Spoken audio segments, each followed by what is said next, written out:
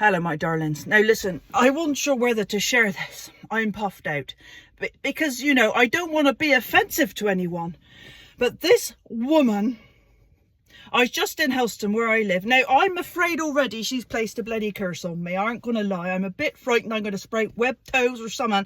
And making this video, am I increasing my chances of that? I don't know. But I'm going to share it with you. Because I can't believe how gullible I am, really.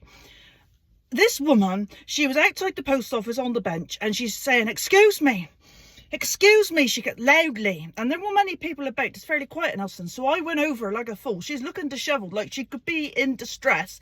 So I thought I want to help her out. So I went over and like a fool, I sat on the bench next to her, opened myself right up. And she took hold of my hand. She was like, she wrote, go and read me palm. And all this stuff, telling me I'd live to be 100. I was like, I don't know if I want to, be honest. I said, look, I haven't got no money, my darlings. She wouldn't take it no for an answer.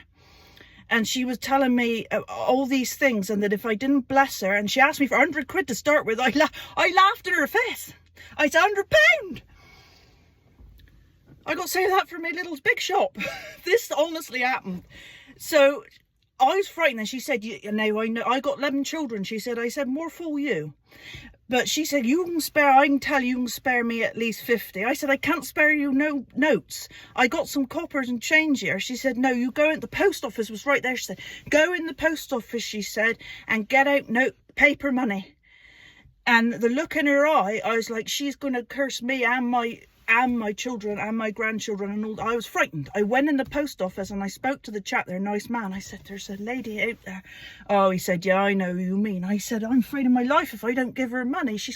I was actually a bit worried. And then I had to come out and go past her. And if I didn't give her money, what's she going to do? I'm 6 foot tall and got size 9 feet, and she couldn't have been more than 5'1", but still I was worried. But I didn't give her nothing. He said, don't give her nothing. It's like the seagulls. If you feed them, they'll keep coming back. What a palaver.